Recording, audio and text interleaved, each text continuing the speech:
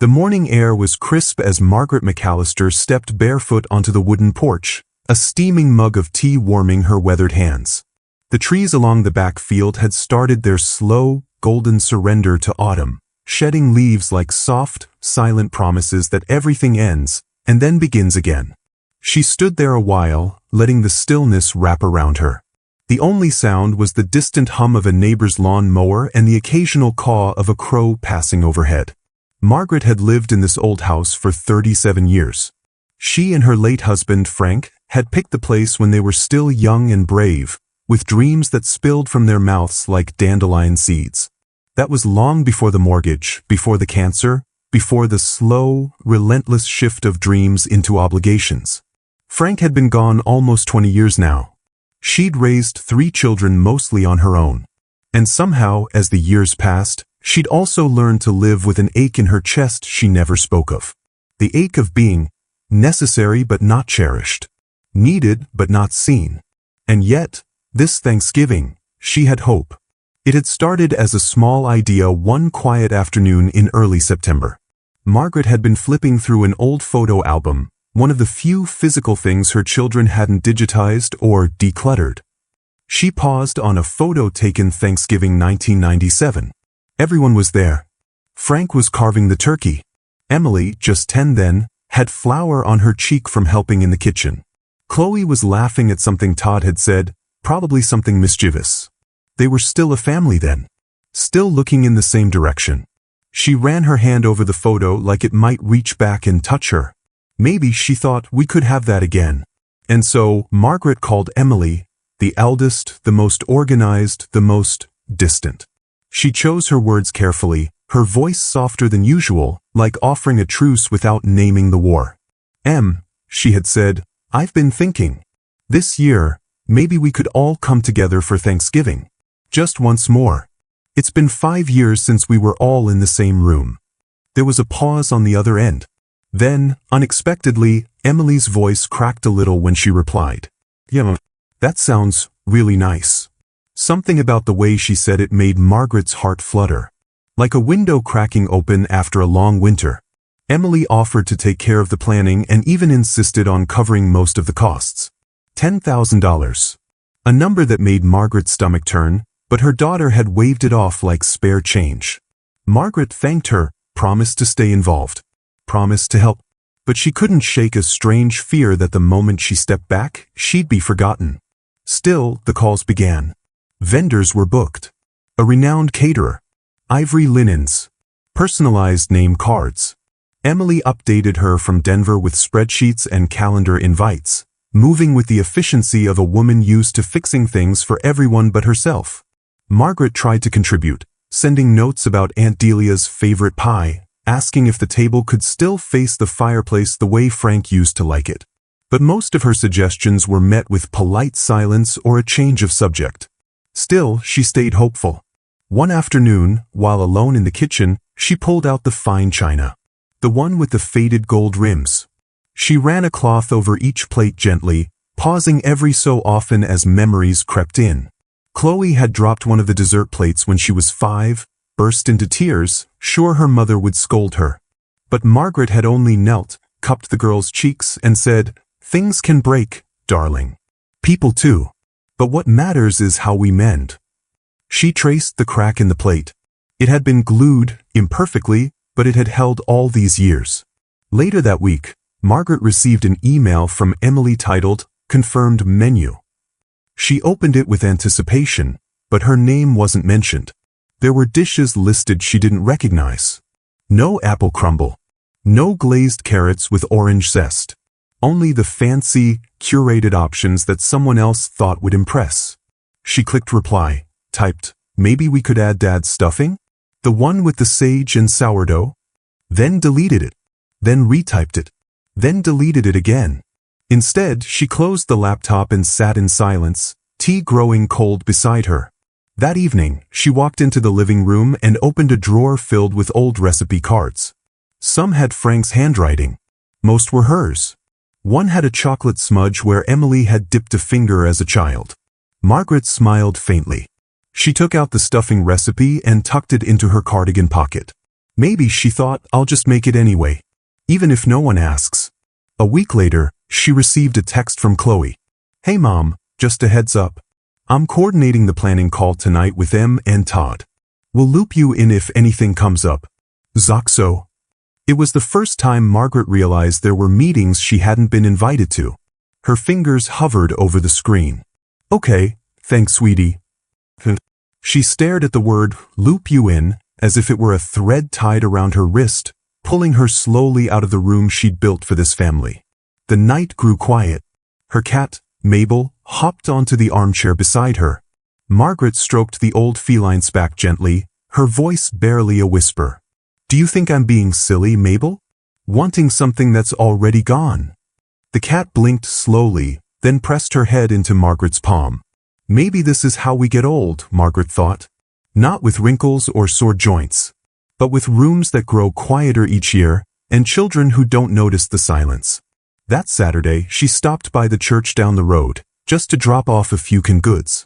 Pastor Henderson, a kind man in his 50s with soft eyes, greeted her with a warm smile.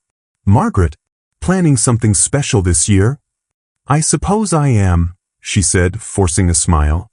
Big family coming? She hesitated. They say they are. He tilted his head gently. Well, if plans ever change, you know where to find us. Our doors are always open. She nodded, but something about the word, if, stuck with her all the way home. That night, Margaret sat by the window, candle flickering as the leaves rustled like secrets outside. She picked up her journal and wrote, If this is my last Thanksgiving with everyone under one roof, I want to remember it all. The laughter, yes, but also the cracks in between. The quiet gestures. The people I've fed and forgiven 1,000 times. Even if they never say thank you. She paused, looked out at the darkness, then added, And if they don't come? Then maybe this year, I will finally cook for someone who sees me. That was the moment Margaret McAllister stopped hoping to be invited into her own home, and started preparing a table for someone who might truly understand what it meant to be a mother. Not a servant. Not a bank. Not a shadow in the corner of the kitchen. But a woman, whole, wise, and worthy of being seen. Margaret noticed it first in the silences. Not the comfortable kind that families fall into when they know each other too well, but a sharper quiet. A kind that follows a question left unanswered too long. She had sent Chloe a message, just a small one. Sweetheart, I was thinking maybe we could bring back the photo wall this year. You always loved that when you were little. Maybe everyone could bring a memory. The message was left on read. That was 5 days ago. No reply ever came. Instead, she saw Chloe post an Instagram story that evening. A snapshot of her and Emily with their laptops open, glasses of wine in hand, candles lit around them. Thanksgiving planning night. Jet-lantern turkey fallen leaf #sisters only. Margaret stared at the screen, her thumb hovering just above the heart button. She didn't press it. The next morning, she called Emily. It rang 4 times before it was sent to voicemail. Hey Em, just wanted to check in. I had a thought about maybe adding Aunt Delia's cranberry sauce. She asked about it last week. Call me when you have a minute. She hung up, then stood in the kitchen for a long while, holding her phone to her chest like it might still be warm from the sound of her daughter's voice. It wasn't. 2 days later, Margaret received an invite notification. You've been invited to McAllister Family Thanksgiving, hosted by Chloe and Emily. She blinked at the screen. Not hosted by Margaret McAllister. Not at Mom's house. Not even thanks to Mom for starting this whole thing. Just their names. Her daughters. Her hand trembled slightly as she clicked the link, the light from the laptop screen throwing soft shadows across her lined face. She scrolled through the guest list. Her own name was marked as tentative. Her heart stuttered at that word. Not confirmed. Not even attending. Tentative. As if she were a maybe at her own table. As if the woman who had built this family, piece by fragile piece, now stood outside the door, knocking gently. She scrolled further. And stopped. There was Derek Simmons. +1, Rachel Simmons. Margaret leaned back in her chair, blinking fast. Her breath came shallow. Derek. Emily's ex. The man who had left her without warning after 3 years. The one who had crushed her daughter's heart and never once looked back. And Rachel, his new wife, the same woman who used to sit at their table during birthdays, then whispered rumors behind Emily's back when things fell apart. Now, apparently they were not just guests, but honored ones. She picked up the phone. This time, Emily answered. Her voice sounded rushed. Hey Mom, I'm in the middle of a work call. Can we talk later? Margaret swallowed hard. I saw the guest list. You invited Derek and Rachel? The pause. Emily's voice dropped a half octave. Yeah. Chloe thought it would be good to include them. They're expecting a baby, and, well, they're family now. Family? Margaret echoed, softly. Mom, Emily sighed, we're trying to be inclusive. Can we not make this a big deal? Margaret didn't answer at first.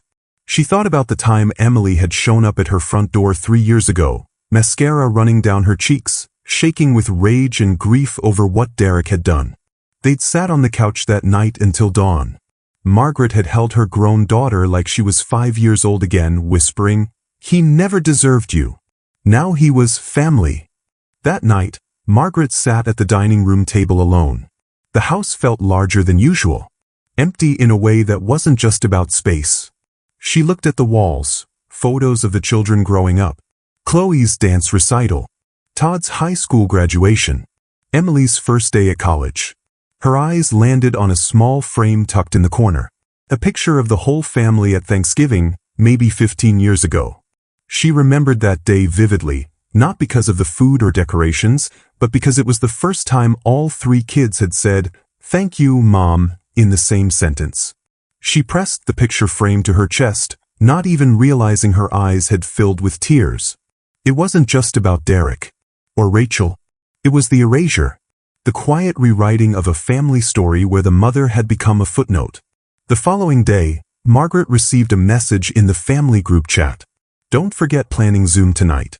8 p.m. Eastern Standard Time, link below laptop computer turkey party popper. She clicked the link anyway, even though her name hadn't been mentioned once. As the screen loaded, she saw Chloe's face first. Then Todd eating something off camera. Emily joined last, hair tied up, looking tired but polished. No one noticed she had entered. They were already deep in discussion, seating charts, food preferences, wine pairings. Laughter. Inside jokes. She cleared her throat. The screen went still. Chloe blinked.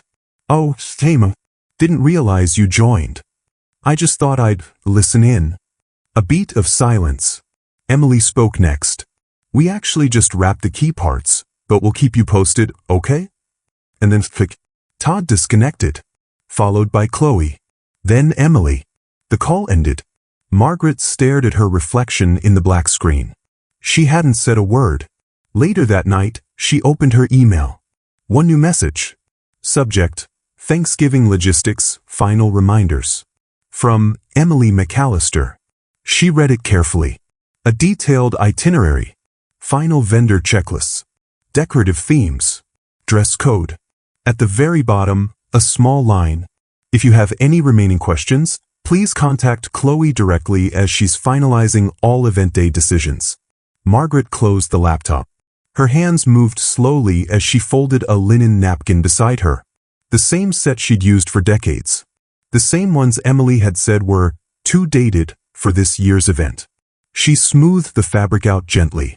And in that moment, quiet, devastating, and crystal clear, Margaret finally saw the truth.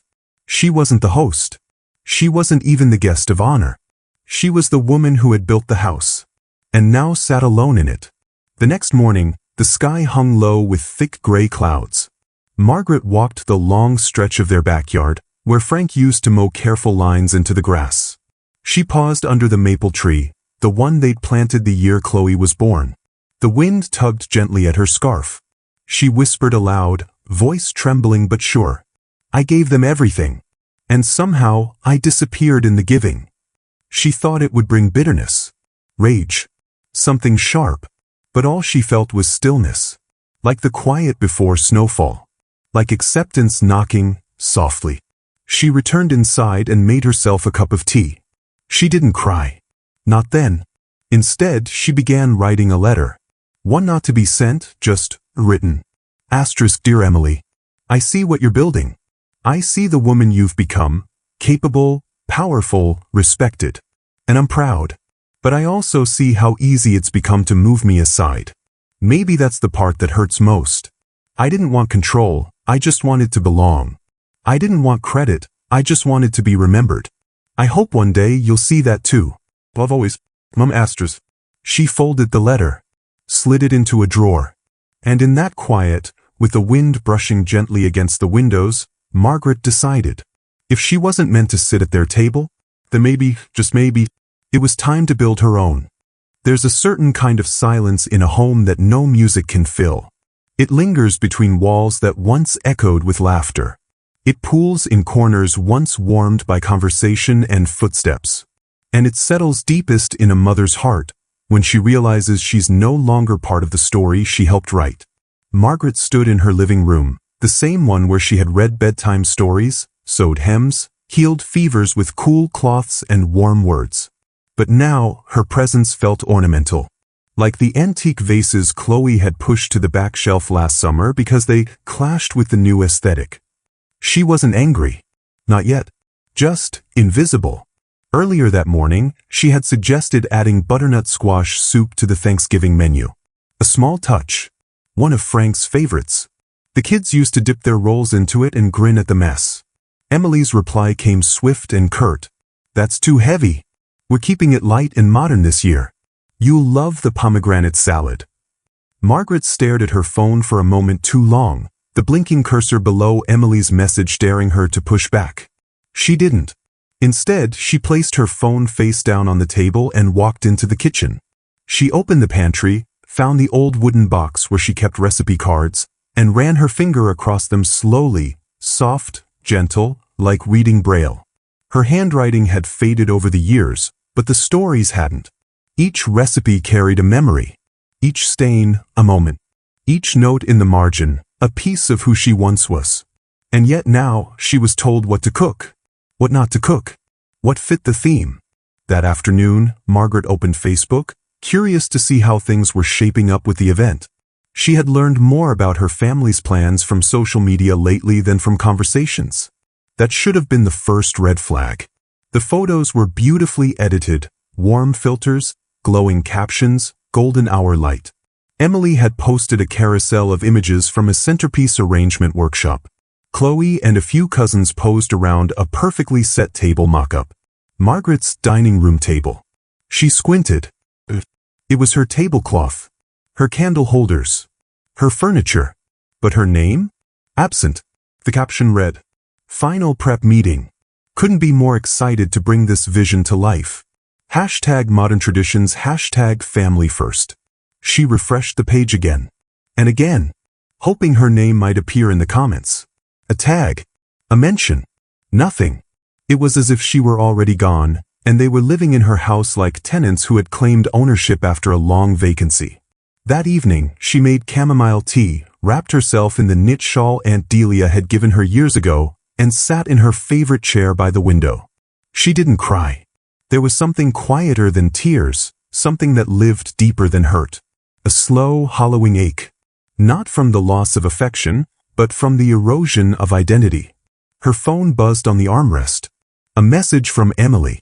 Mom, I forgot to mention, can you please not invite your friends from church this year? We're keeping the guest list tight. I'll explain later. Hope you understand. Love you. Margaret read the message twice. Not invite her friends? Not invite Helen, who had brought soup when Margaret was recovering from the flu. Not invite Nora, who had helped her organize the garage sale after Frank died. Not invite Pastor John, who had sat beside her when the kids had moved out and the house first felt too big. She slowly placed the phone down again. This wasn't about crowd control. This was about erasing the version of Thanksgiving that didn't match their curated, modern vision. They didn't want the woman who still said grace before every meal. They didn't want the folding chairs with the wobbly legs. They didn't want the guests who remembered when Emily still wore braces and Chloe still believed in Santa. They wanted a version of Thanksgiving that looked good online. And Margaret no longer fit that frame. Later, she wandered into the guest bedroom. The one she used to call the nap room, because when the kids were small, it was always full of snoring uncles after turkey and wine. She opened the closet and took out a cardboard box marked Thanksgiving Memories. Inside were old decorations, paper turkeys Todd had made in 3rd grade, faded handprint crafts, plastic gourds with chipped paint. She picked up one of the cloth place cards Emily had made in high school, back when she still thought handwriting was magical. Margaret ran her fingers over the name, Mom. Back then it was written with joy. Now, she wasn't sure anyone would bother writing it at all. The next day, she went to the florist to pick up a bouquet. Nothing extravagant, just soft dahlias and baby's breath. Something to bring warmth to the home. As she paid, the florist smiled. "Getting ready for Thanksgiving?" she asked. Margaret hesitated, then smiled faintly. "Yes," she said, "though it's a little different this year." The florist nodded, as if she understood something deeper. That happens sometimes. Families grow. Things change. Margaret looked out the window at the street, golden leaves fluttering by. "Yes," she whispered, "but sometimes they don't grow with you. They just grow around you." That night, she took a walk around the block. The air smelled of fireplaces and damp earth. She passed houses with pumpkins still on porches, a few already strung with early Christmas lights. In one window, she saw a family setting their table. Children laughing. A father lifting a little girl onto his shoulders as she placed a handmade paper leaf on a decorative branch. Margaret stood on the sidewalk for a moment too long, then walked on. When she got home, she didn't turn on the lights right away. She let the darkness greet her gently. She walked to the mirror in the front hallway, the same one she used to check before school meetings and church potlucks. She looked into it now. Her face, lined, soft, elegant. Her eyes, tired but kind. Her posture, still upright, still proud. And she whispered something to her reflection she hadn't said aloud in years. "You did your best." It didn't fix everything, but it gave her breath. And sometimes, breath is the first miracle. In the days that followed, Margaret moved differently. She spoke less in the family group chat. She didn't correct the menu anymore. Didn't remind anyone of traditions. She let them design the glossy Thanksgiving they wanted. But in her quiet heart, she began to design something too. A version of herself not defined by what her children no longer needed. Not tied to a seat at their table. But rooted, finally, in her own worth. Thanksgiving morning. Charleston, South Carolina. The sun had barely risen when Margaret laced up her shoes. The house was still, not silent in the haunting sense it had been lately, but still in a way that felt complete. The kind of stillness that follows decision, not doubt. She moved quietly, though there was no one around to disturb. Her hands folded a small note she had written the night before. Nothing dramatic, just a few lines on a yellow pad, left neatly on the kitchen counter. Sometimes the kindest thing you can do for others is remove yourself from a story that was never meant to honor you. "I wish you well, Mom." She grabbed her coat, paused at the door, and looked once more at the staircase where Emily used to sit as a child, waiting to be picked up for ballet. Where Chloe had once shouted down for help with a science project. Where Todd had carved his initials into the banister when he thought no one was looking. She smiled softly, then opened the door and stepped into the crisp, golden air. Margaret hadn't slept much the night before. She'd stayed up rereading vendor contracts, most of which, ironically, still bore her name, Margaret J. McAllister, a name they'd used for convenience, but never gratitude. By midnight, the final cancellation was confirmed. The linens, the tables, the food, even the floral arrangements, all called off. She hadn't done it with spite. There had been no anger, no yelling. Just a steady sense of clarity.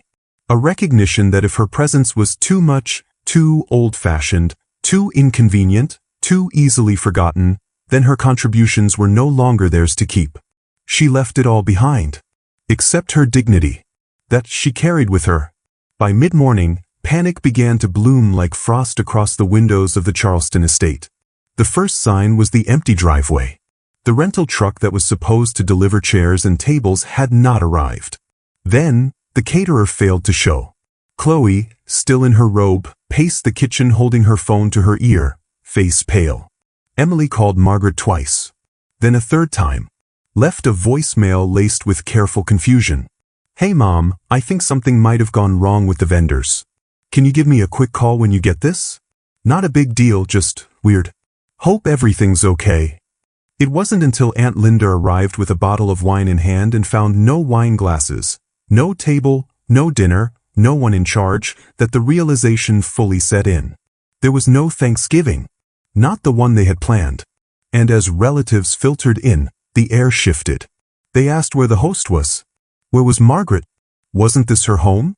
Hadn't she started this whole thing? Emily opened her laptop, trying to salvage vendor numbers, but the damage was done. The cancellations had gone through. And no one had thought to double-check.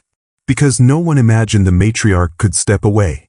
They had all assumed she'd always be there, a background figure, a warm body who smiled and paid and made space. But this year, she had chosen not to be a placeholder. This year, she had chosen absence over erasure. At 5:15 p.m., Margaret stood in the dining room of the Willow Creek Senior Home, holding a bowl of mashed sweet potatoes and laughing softly at something Mr. Langston had just said about gravy. The staff there had been surprised when she showed up that morning, but welcomed her without hesitation. After all, she'd been volunteering every Thursday for the past 2 years, teaching knitting to the women on the 3rd floor and reading poems in the memory ward. She had always been kind. Today, she was also radiant. She had brought everything herself. Picked up a pre-cooked meal from a local bistro. Made a homemade pie. Set the tables with napkins she folded into tiny hearts. Even brought her own little centerpiece, a mason jar with fall leaves and a candle flickering softly inside. And when the other volunteers asked why she wasn't with her family, she simply smiled and said, "I wanted to be somewhere I felt needed." It wasn't bitter. It was honest. During dessert, a quiet moment came. Margaret sat beside Mrs. Jeanette, who had just lost her husband 2 weeks earlier. The two women shared a silence full of understanding, the kind of silence that speaks louder than words ever could. Then one of the caregivers, a young woman named Alana, stepped forward and tapped her glass gently with a spoon. "I just want to say," she began, cheeks flushed, "that having Ms. Margaret here tonight has been such a gift." She glanced over with a soft smile. She brings peace when she walks in a room. And not everyone knows how rare that is. A few residents nodded. Someone whispered, "Thin." Margaret felt something warm rise in her chest. Not pride. Something quieter. Something steadier. Belonging. Meanwhile, back at the house, Emily finally sat down on the edge of the sofa, phone in her lap, eyes glossy. Chloe was in the kitchen, trying to put together a makeshift charcuterie board from leftover cheese and crackers. Todd, who had shown up late and unbothered, now paced the hallway, muttering about how badly this was managed.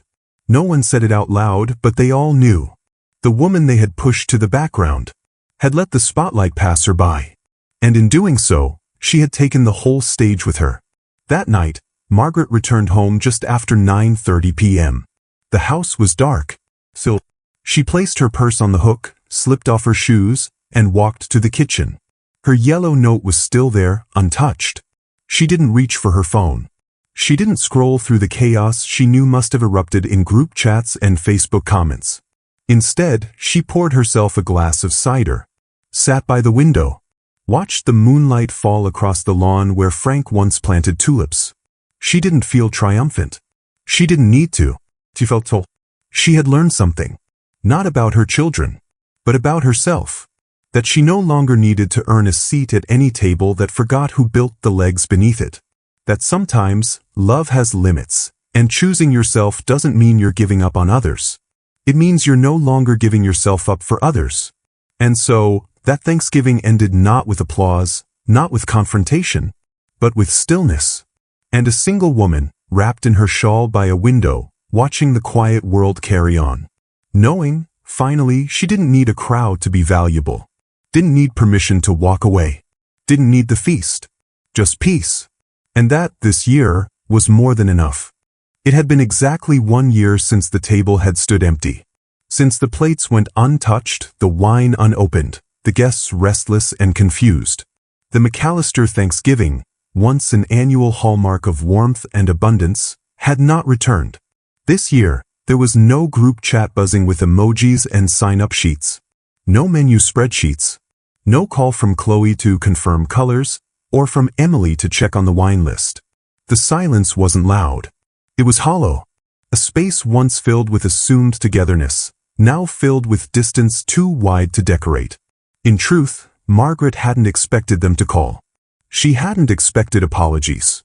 Not because her children were heartless, but because they were human. Flawed. Wounded in places they didn't know how to heal. And sometimes, when people hurt you, they pretend it didn't happen. Because acknowledging the damage would demand they see what they had broken. So Margaret had let go of waiting.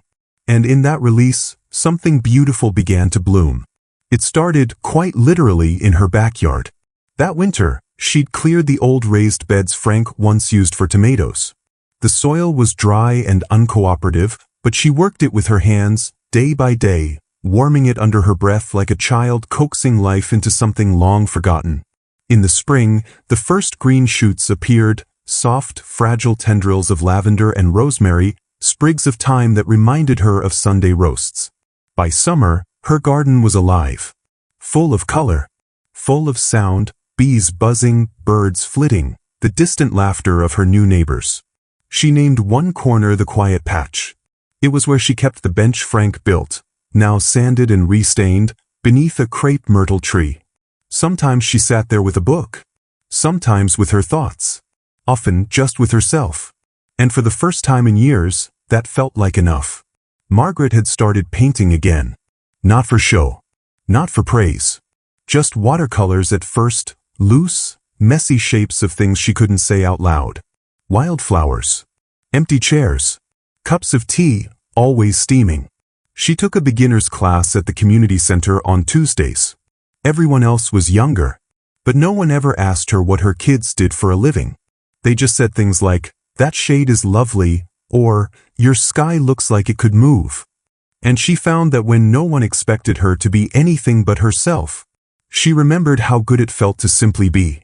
In the fall, as the air turned cool again, Margaret hosted her own Thanksgiving. Not for the old family. For the new one. For Helen and Nora, her longtime friends from the church. For Jeanette and Mr. Langston from Willow Creek, who had become her Sunday lunch companions. For a young woman named Alana, the same nurse from the year before, who had started visiting Margaret for tea on her days off, saying she reminded her of the grandmother she'd lost too young. The table was modest. A mix of old plates and mismatched glasses. There was no theme. No charcuterie boards or pomegranate salad.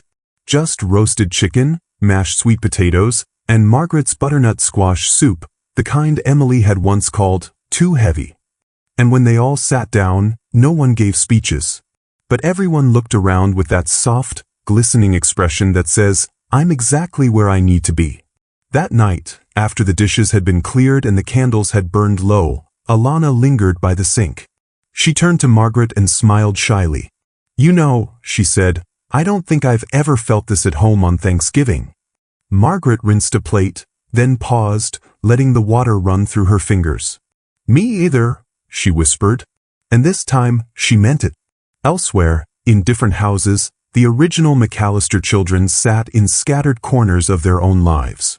Emily, now divorced, spent the holiday in a rented condo in Atlanta, her table set for two, though only one seat was filled. She'd thought about calling. Typed out a message to her mother twice. Deleted it both times.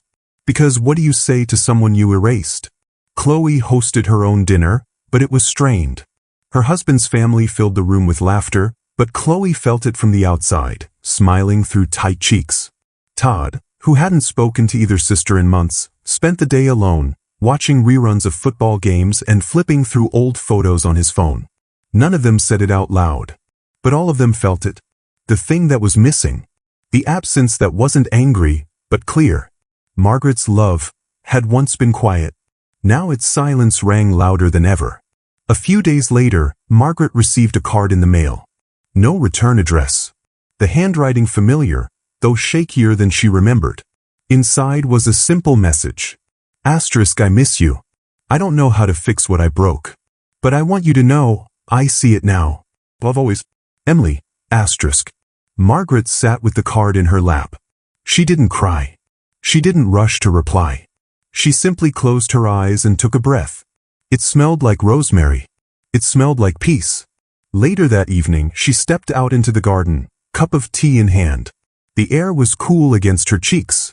Stars blinked quietly above, as if whispering secrets just for her. She sat on the old bench and looked out at the garden she had grown, with no help, no approval, no applause. Just her. And for the first time in a very, very long time, she felt full. Margaret no longer needed to be thanked. She no longer needed to be needed. What she had now, quiet friendships, blooming herbs, paint on her fingers, the soft laughter of strangers who became kin, was more than she ever thought she'd find after letting go.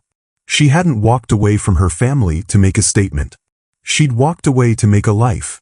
One rooted not in sacrifice, but in choice. One where she was not an afterthought, but the beginning of everything. And in that quiet evening, with the last light of autumn brushing against her garden, she whispered to herself, not with sorrow but with certainty, "This is enough. I am enough." And the stars above, or perhaps her own heart, whispered back, "Yes, you are." Being a mother doesn't mean you have to suffer in silence. It doesn't mean you have to nod along every time you're pushed aside. It doesn't mean the love you give, freely, endlessly, without asking for anything in return, should be taken for granted. You've sacrificed everything. You're the one who woke up early to make breakfast. The one who stayed up all night when your child was sick. The one who quietly gave up your favorite dish so they could have more. But at some point, you begin to realize, all those things have been forgotten. Or worse, expected, seen as your duty. Family should never feel like a burden.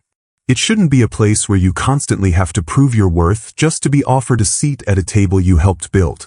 Real family doesn't make you feel small. They don't exploit your kindness and then shut you out the moment you're no longer convenient. As a mother, you have the right to say, enough. You have the right to walk away from a table where the only thing being served is cold indifference. Because sometimes, the kindest thing you can do for yourself is to stop sacrificing for people who can't see the value of your love. And then you'll discover this truth. Real love never asks you to lose yourself just to keep it.